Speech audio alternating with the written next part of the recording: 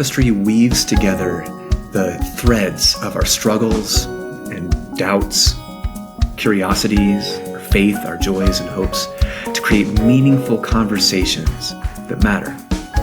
You know those late night conversations that go unexpectedly deep? That's what we want to capture with the Tapestry podcast. And we want everyone to jump in the conversation. Because when we are heard and valued, we can begin to believe we are loved. Welcome to the Tapestry podcast. Hey everybody, and welcome to another episode of the Tapestry podcast. We have been talking about the question, am I a spiritual cyborg? Or what do we do about this intersection between spirituality and technology, especially when it comes to technology like our cell phones, our computers, social media, and in this episode, even AI, talking about artificial intelligence. So what does this all mean when it comes to how we relate to God, how we relate to the divine, how we practice our spirituality, what it has to do with even faith formation in our lives. And I am here with my friends. Here's Mikayla. Hi. And Mwangi. What's up? And I guess let's get into it. Some initial thoughts on this side of the topic. I can tell Mikayla has a lot to say. I definitely think technology is us to some degree, just because things like your phone, you can customize it, you can customize your laptop, you can make anything really personalized to the things that you need. You can add widgets on your phone to make certain shortcuts to certain things. But it's all very personal. You can even add your own background pictures and stuff like that. Yeah, how about you, Mwangi? And to similarly, right? If you're writing code to, let's say, use an algorithm to help you do whatever, in some sense, your computers are stupid. They're not smart. What they could do is just things really fast, right? And so you can direct them to do things. If you have good data, they'll give you good insight. If you have bad data, they'll give you bad insight, but they'll just do it super fast. I think sometimes we take for granted that because it does it fast, it's somehow intelligent. They're not. A computer's not intelligent. It's waiting for you to tell it what to do. If you see, I want an algorithm to help me pick out clothes that are blue, right? It's gonna do that super fast, way faster than you, right? But it doesn't care about clothing. It doesn't know what the latest fashion trends are. It doesn't know any of that, right? So to Mikayla's point, we could use it to customize our lives, but let's not assume this widget is smart in any way, right? It's just there, right? And even when we talk about quote unquote higher intelligence AI, like deep learning or something like that, at the end of the day, the computer's still doing stuff that we may actually not be able to replicate, but at the end of the day, it's not a sentient being necessarily. Today at least, right? And so at the end of the day, yeah. To me, whatever AI is doing today is because of what we want it to do, right? And if it screws up or takes a turn, it's our fault. It's not the AI's fault. It's an inanimate object. Yeah, I think that's what's interesting to me about this idea of the technology kind of being us, or it is a reflection of us because it's made by us. We often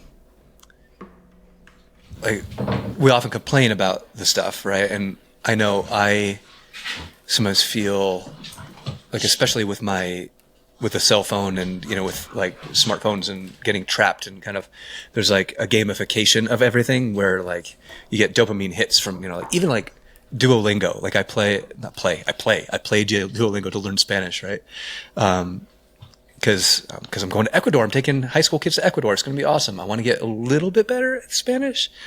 And I think what's really fascinating to me is even though we're frustrated by it, it's like our own fault, right? By that I mean like humanity, right? Not necessarily my fault. Like I didn't create the iPhone or smartphones. I didn't create those apps, but we did. And so we kind of only have ourselves collectively to blame for any of the problems that it causes. But this is just like, I guess, any of the technology or inventions that cause maybe more harm than good, or have advantages and disadvantages, right? But here there's an intersection with spirituality, I think, in that they can be they have such great potential for connecting us, but it also seems that there are lots of ways in which these technologies have divided us. They've really put walls between us. And not just in kind of like there are more divisions now than it feels like we've had in a while sense, but also like, Mikayla, you were mentioning like your parents sitting on the same couch, like both on their phones, right? And I find that sometimes with me and my wife, Heidi, like we'll both kind of be on our phones. Not necessarily a bad thing, but it could be, right? It could be a wall between two different people.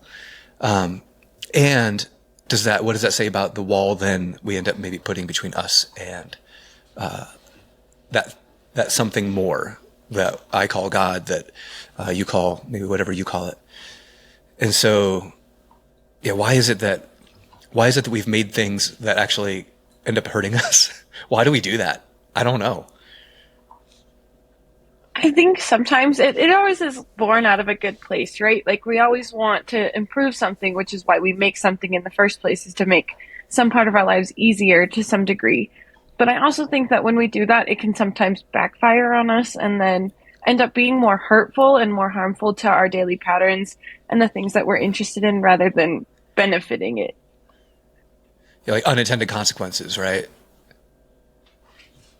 Yeah. What do you think, Mwangi? So, speaking of AI, I don't know if we kind of talked about this before, right? So this idea of intelligence came from this guy named Alan Turing. If you've seen the Imitation Game movie. Yeah. And so the idea is, let's say you're sitting in a chair in front of this wall, and there's 2 slots, let's say, and you say, write me a poem. And out of those 2 slots comes a poem. And if you cannot distinguish whether either of those poems is written, if what you know is there's a computer and a person behind either side. If you cannot distinguish that poem is written by a human being or a computer, that computer is intelligent, right? That's the idea. So, right, so that any output that comes from this technology is indistinguishable from human output. So whether it's a piece of music, etc. So like you guys are saying, and for me, like I was saying in the other episode, I think there's ways we've designed, or at least the technology has resulted in negative things. But I think we're also not trying to squeeze out the positive in a sense. Like I think we're getting addicted to games and stuff like that.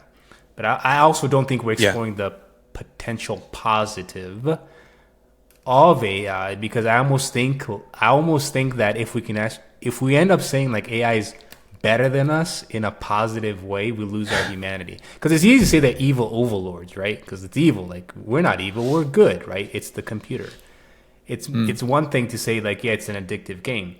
But if we start saying like, yeah, like an AI droid is a better babysitter or a better teacher, we don't work. That's fuzzy for us, right?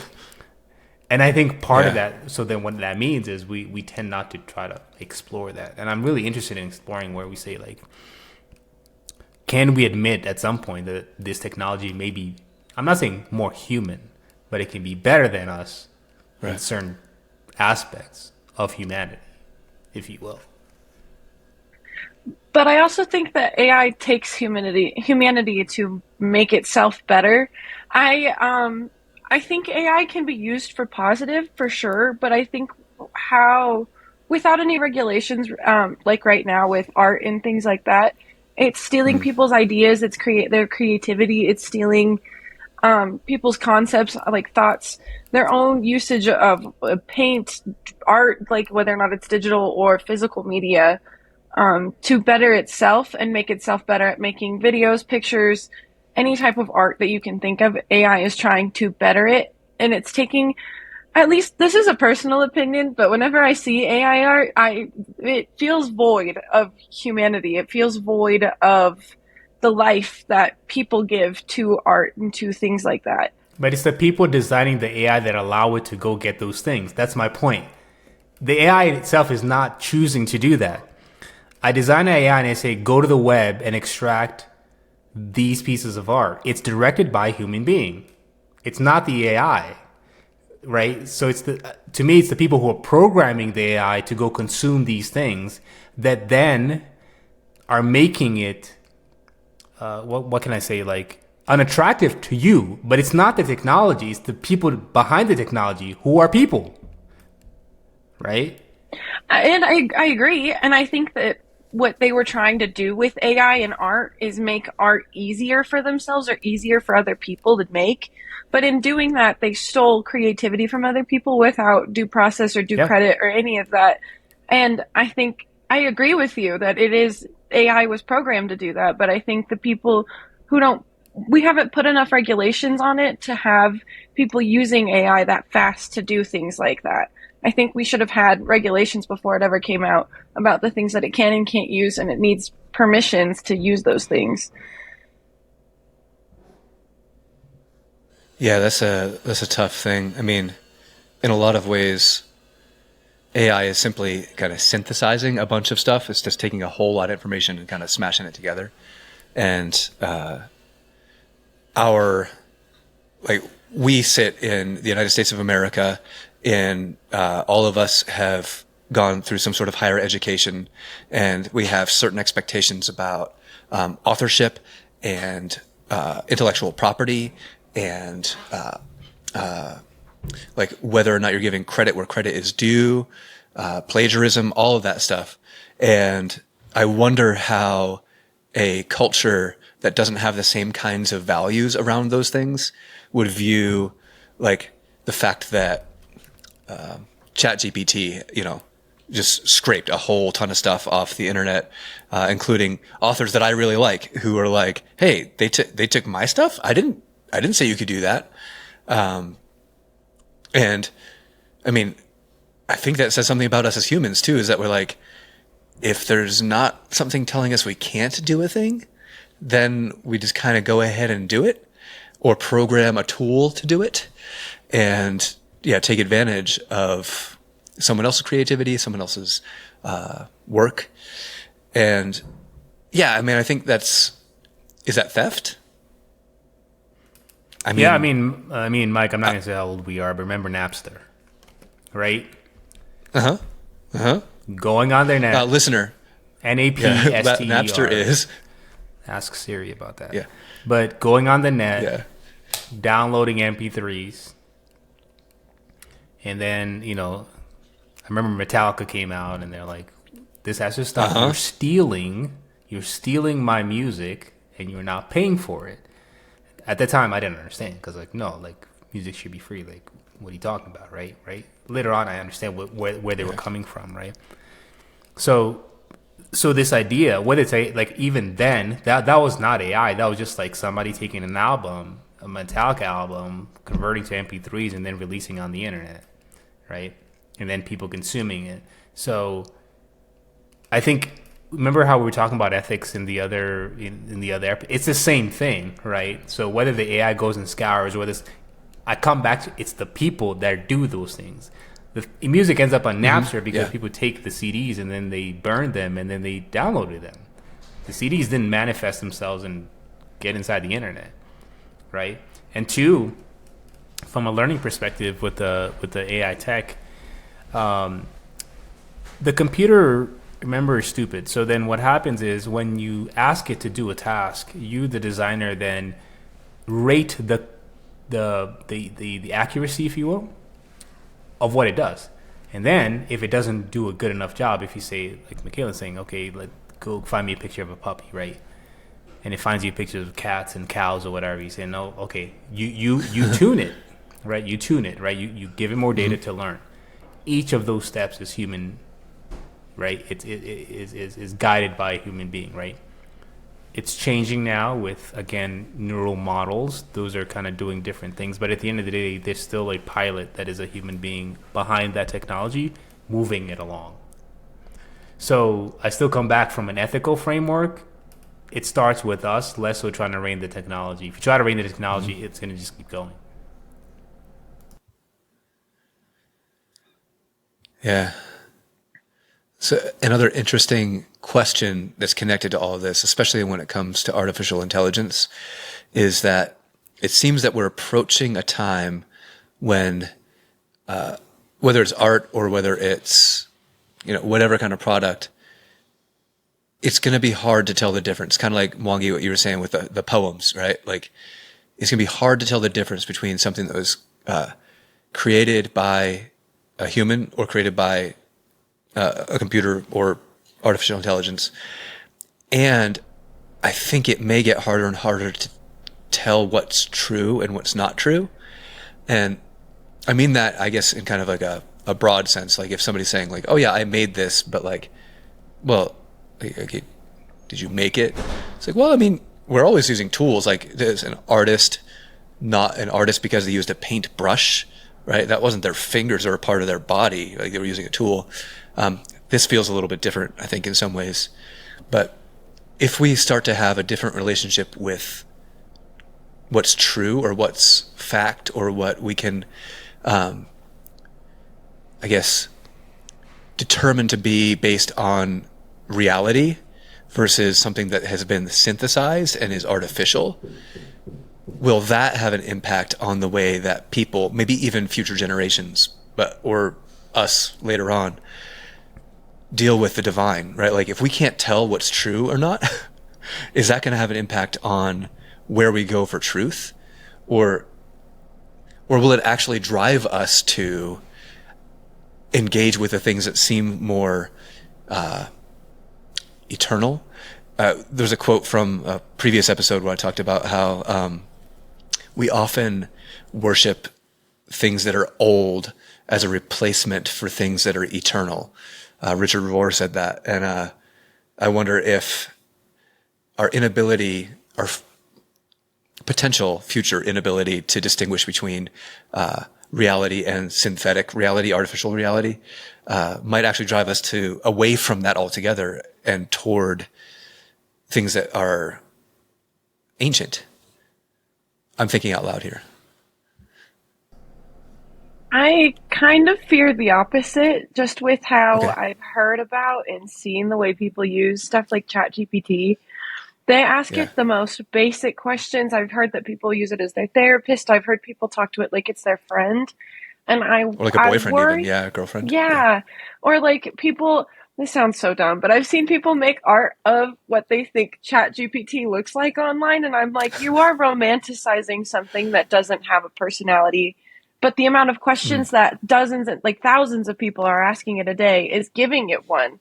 Whether or not we're really aware of it, it's giving it a personality, and it's also giving it the ability to answer more questions than I think it needs to be able to most of the time. I think that attempt of those people doing that shows us our humanity. That in some sense we want to connect with a tool more than we want to connect with ourselves. Right? In some sense. Yeah. So I'm not saying it's good or bad. I'm not saying it's good or bad, right? But it just shows that in some sense we'd rather, or potentially, or maybe wrong, is like I'd rather maybe it's a validation thing, right? Which is unhealthy, can be unhealthy. Like I'd rather chat with this thing that maybe gives me validation rather than talk to people. But here's the thing about, right, again, when you from an algorithmic perspective, where I was going back to like when you do machine learning and you're teaching a machine, it's any more than training a dog or a pet. Like you're saying this is good behavior. The more you enforce the good behavior, the more it's reinforced, right? So as you chat with whatever, technology, and you say, oh my goodness, thanks for the compliment, you're awesome. Like, thanks for telling me I'm so pretty today. And then guess what it's going to keep doing? Right? It's going to keep reinforcing some of that, right? So I think it's to me, I think Mikayla's right. We just need to be super careful about where we're going. But I also say it's also somewhat a reflection of who we are. Perhaps this AI is showing us more of who we are. That in fact maybe we're awkward, or maybe we don't want to talk to each other, right? So like how can we flip the technology to allow us to do that, right? Rather than do the opposite. Because again, we're in an age where we have way more information than we've ever had in history. Yet somehow we're still not as connected as we should be. We can get on these metal tubes and go from distances and go to other places. And yes, there's connections. But if I talk to somebody, let's say 1,000 years ago, and I said, you can get on this tube and go to the other side of the world, which is not flat, right? And meet these people and do this. Like, wow, what a harmonious culture it would be, because we'd understand each other and we'd sample great food, right? It'd be like sort of this utopian kind of thing, right? And I'm not saying it's not there. But dudes, right? Like it's not all the way there. Like we could do way better, right? Yeah. And so the same thing with the AI thing, right? Here we are. To me, I think we should celebrate this idea. Like we've gotten to the point where we can create this kind of thing that, to be fair, I was talking to a friend. I said, like, okay, we're talking about our kids and how, this technology would change how they learn, right? And so I was telling him, I was like, well, I remember, like, if I'm in college and I'm taking a calculus class, right, and the professor explains it, and I go to office hours and it's not making sense, I can see asking the GPT to, like, okay, explain to me like an integral, right? And then I'll say, like, I still don't get it. Can you explain to me in a different way? And it may give me several iterations. And then I might get to the point where, like, oh, now I get it, right? I can see it as a assistant, as a tool for me as I'm seeking education. So my friend was saying, but, like, then you don't get to do the hard stuff, which is, like, sit there and grind, right?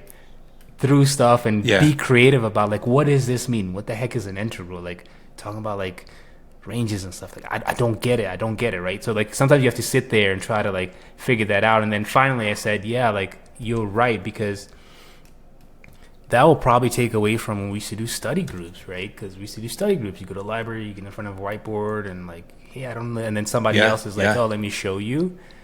I can see a point where in the future, there's no need for a study group, because I have my own study buddy AI that knows me, okay? Knows me because we've had a history, and so probably knows how to explain certain things to me versus somebody else, right? Now, again, that could cause separation among that peer group, but I also say, like, think about many people who are struggling to learn something and they just need to be explained in a certain way. And wouldn't it be cool if an AI can do that? Like, I think it has good implications. I just don't know if we're expanding it faster than we can make regulations for it. Because I think it's a good thing when it's used in moderation. Every new tool that we get, we need to be careful with how much we use it. You know what I mean? Because if we use it too much and we rely on it too much, soon enough it sounds a little dramatic, but we're going to become the people from WALL-E on those, like, floaty chairs who don't do anything for themselves or by themselves, really. And that's almost scary that we're willing to go that far and have technology become a companion almost, rather than finding human connection and human interaction in that way. I don't agree. I think about that movie I think a lot, you're right. actually. I'll also say this. This is a technology that is advancing every single day. So in the United States, to get a regulation, it's got to go through what? Congress. Right? Yeah. Passing regulations in the United States can take a really long time. And then by the time it's even passed, and then there's compromises, whatever that thing is, it's probably not, I'm not saying it's not good, but it's probably not. And then technology adapts, and then you got to keep up with it. I think this is a very special type of thing. Right, because if we're talking about, like, I work in environmental health and safety, and so we talk, right, like, if we have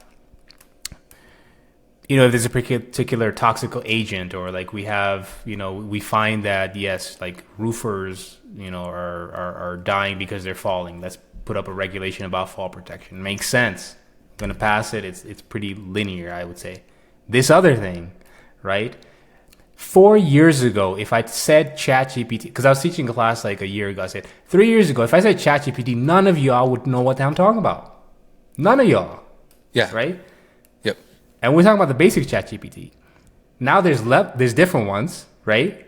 There's Gemini, there's Perplexity, there's Claude. Today, in 4 years, if the three of us talk about where generative AI is, if we write a regulation around that today, it's already advanced, right? And so as we think about what regulation means, I think we should probably start simple and just be like what are the tenets? What are the basic things we want? Do no harm, maybe. Some simple stuff like do no harm, right? And start there. But I would say that the pace of change, regulation is always behind that. Just one quick example, in especially in health and safety and OSHA, the Occupational Safety and Health Administration, any regulation that OSHA has is because many people have died and many people have gone sick before the regulation comes, right?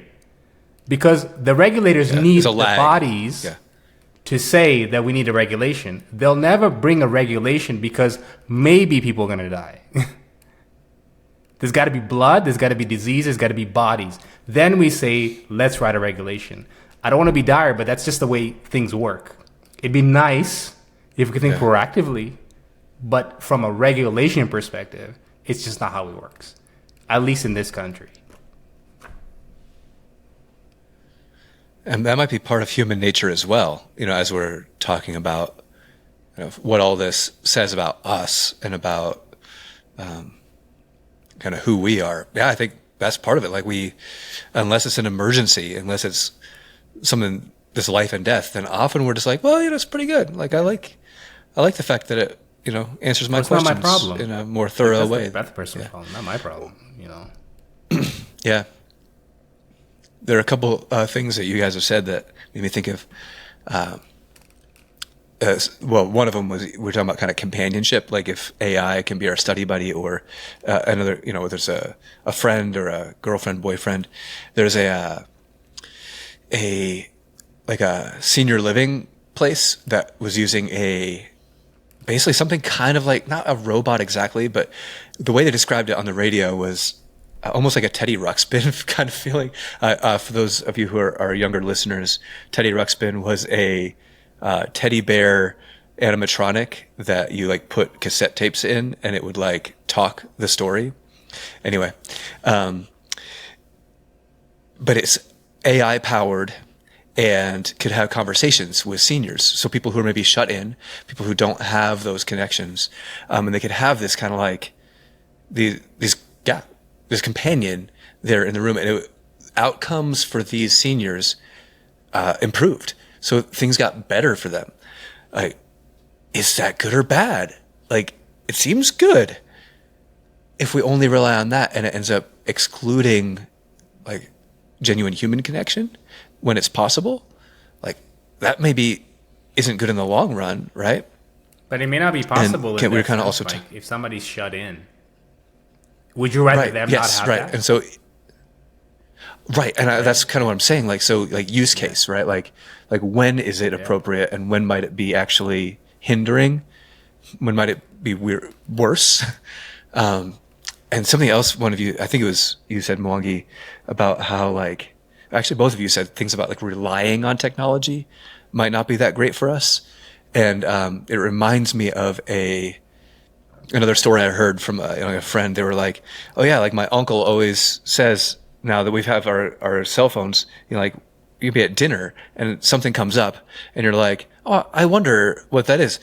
And he'll say, why wonder when you can know? And you just look it up, right? We have information, more information than we've ever had.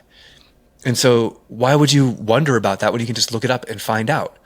And my answer to that is because wondering is good for us, right? Like there's something really good about imagining the possibilities. And if we can short circuit that and just have an answer, even if it's actually not like a very good answer. Because, I mean, how often have you had a Google search that goes like gives you kind of a true answer or like at least a partial answer? And we have good examples right now currently of like ChatGPT and others giving incorrect information about things, right? So you might actually satisfy your curiosity, but end up with the wrong information.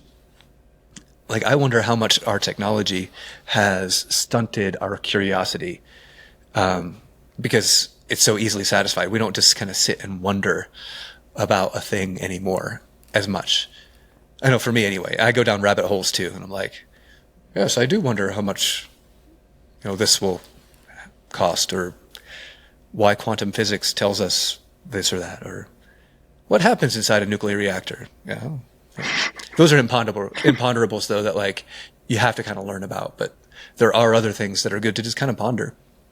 So design the AI to do that, right? So why can't you design an AI that helps you work through the scientific method, not give you answers, right? But coach you through wondering, right? So that it doesn't give you the answer. Oh, yeah. Right? So if I design an AI and it said, it's you upon ask, I want to try something. Maybe the AI starts asking me like, what are your assumptions before we start this experiment? Right?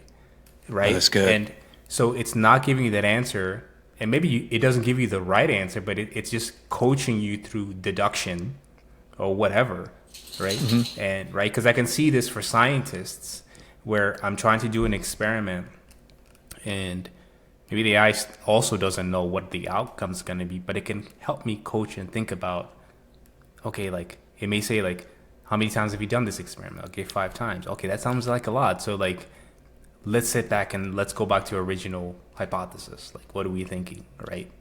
I can see it coaching us through that as well, right? Assuming, here I am, I'm assuming that maybe nobody else is going to be there doing that, but maybe there is a advisor or somebody. But I think that's why I'm curious, and where instead of a direct like, oh, I wonder what the population of China is, and maybe like, what's your estimate of what the population of China is? And I don't know, 1 million. Mm-hmm. Why do you think that? Oh, I don't know, because 1 million sounds like a lot. What is the population of the United States? 300 million. So you really think like the United States is 300 times bigger? Like, you see what I'm saying? Like, it can like get you thinking, right? In that sense, without giving you the answer. And we need that as a human beings. But I also think that might take away your creativity with being able to think in any which direction you want to. Like, it might guide you towards a certain direction of thought. And I think that science, at least in my perspective, has required a lot of creativity in thinking, especially in solutions that aren't really the most obvious, which I feel like the computer or AI or something similar might go for first. And it'll give you an answer about your experiment, but I don't necessarily know if we'll be able to find new or inventive ways to cure ailments, illnesses, and stuff like that if we're using something that gives you a generated thought process to get you somewhere, versus being able to wonder about something yourself long enough to maybe think of, well, this is a big problem that we haven't been able to solve yet. What are different ways that we can try to solve that the AI hasn't given us? I think it might just sort of pigeonhole you down a certain like thought process or train of thought, and not let you explore those other options as much, because it's not a more viable way of research or something. Or even if the AI is like, I don't think this is going to work, I don't think this is going to do anything, and that actually ends up being the solution to the issue, we're never going to know if we've just followed the AI's solutions for everything or their suggestions, just because it's not something that we're used to. Do you think humans do the same thing though? If I'm in graduate school, my advisor may do the exact same thing and say, nope, we got to publish. You need to do something that's publishable, which then gives me a frame, right? Puts me in a tunnel that says, if it's not publishable, I can't work on it. I can't be creative. If I can't get a grant off of this, But there are regulations set up in science to make things ethical enough, to make things viable enough, to make sure that there's reason enough for research to be going on, like to make sure that there's not pointless research being done and wasting thousands of grant dollars. There's things that, protect people from being injured, being hurt, or anything that is immoral or wrong in science.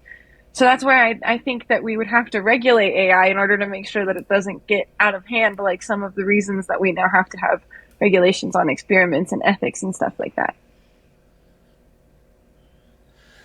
Well, we're coming to the end of our time for this episode, and I don't know if we have answers on what it means to have this intersection of spirituality and technology. Like, are we spiritual cyborgs? Like, are we just kind of interacting with each other and the physical world and the virtual world and God kind of all at the same time? It feels that way a lot of times to me. So I guess, listener, viewer, what do you think? I don't have answers here, but I might have more questions than when we started. So sorry about that, but also you're welcome. So. And this is probably a good spot to wrap it on up. So thanks for coming along for the ride with us on this one. And we will see you next time. See you next week with a new episode. And until then, be well. The Tapestry podcast is produced by Stephen Bailey. Original music was scored by Taylor Martin. Our hosts are Haley Bird, Mwangi Ndonga, and me, Mike Orr. Special thanks to Lauren Richmond Jr. and Resonate Media. You can learn more about Tapestry and join the conversation on our Discord channel at tapestrytalk.org. Thanks for joining us.